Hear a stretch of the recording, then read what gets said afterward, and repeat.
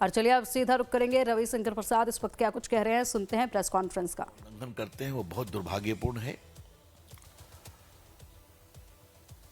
वो तो क्षमता से और प्रतिभा से विपक्ष के नेता नहीं बने, एलओपी, लेकिन बन गए हैं तो थोड़ा सीखना तो चाहिए। मैं अंत में अपनी बात कहूंगा कि एक बार मेरा भाषण सदन में इनके बाद था, तो के उस दिन मुझे भी बहुत ज्ञान प्राप्त हुआ।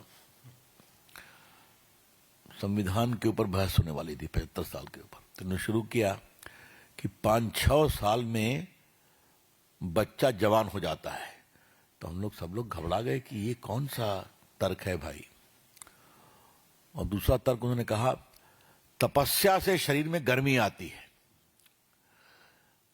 तो मैं अपने भाषण में कहा और आज मैं दोबारा दोहरा रहा हूं कि जो संत हिमालय में बैठकर साधना कर रहे हैं वो आपका भाषण सुनेंगे तो कहेंगे इंदिरा गांधी के पोते को हो क्या गया है।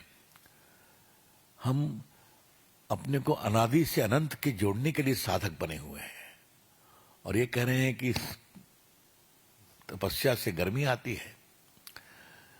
तो क्या भारतीय संस्कृति, क्या भारतीय संस्कार, क्या सेना, क्या मीडिया, क्या कोर्ट, क्या संसद किसी को नहीं छोड़ते हैं। एक अंतिम बात तुमसे कहनी है, सवाल पूछना है। राहुल गांधी जी, वंदे मातरम को पूरा गाने का नोटिफिकेशन निकला है, आप कहां खड़े हैं बताइए।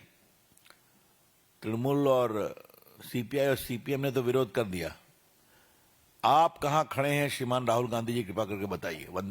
वंदे मातरम पूरा गीत गाया जाए, जिस गीत ने भारत के लाखों आजादी के मतवालों को अपना जीवन होम करने के लिए प्रेरित किया था।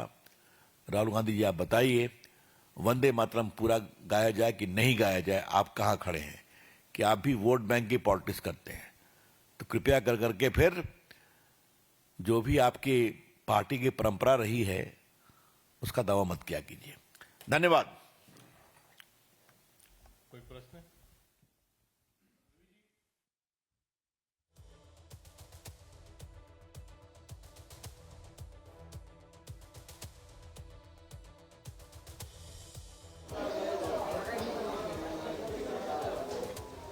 दरबारी और क्या बोलेंगे हैं?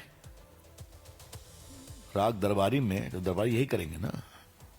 तो उनकी नौकरी का सवाल है, चाकरी का सवाल है। कोई अंदर से देखते हैं कि उनके अगुवाई में पार्टी कहां चली जा रही है।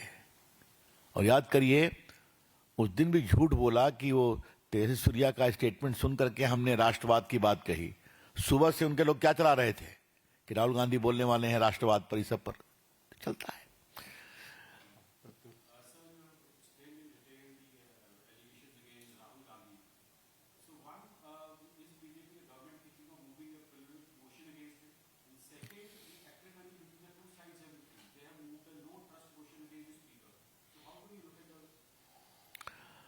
I consciously did not touch that.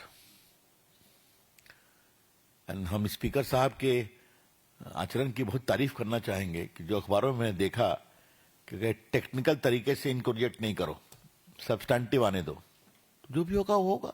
और क्या, निश्चित रूप से वो प्रस्ताव गिरेगा, लेकिन उसके पीछे सोच क्या है। जिसने मेरी बात नहीं मानी उसके हम खिलाफत करेंगे, चाहे वो स्पीकर हो, चाहे वो कोर्ट हो, चाहे वो सेना हो, चाहे वो मीडिया हो, चाहे वो संत हो। तो जब ये सोच है एको अहम द्वितीयो नास्ति, तो ये तो समस्या होगी ना। ये कारण है उसका। जी।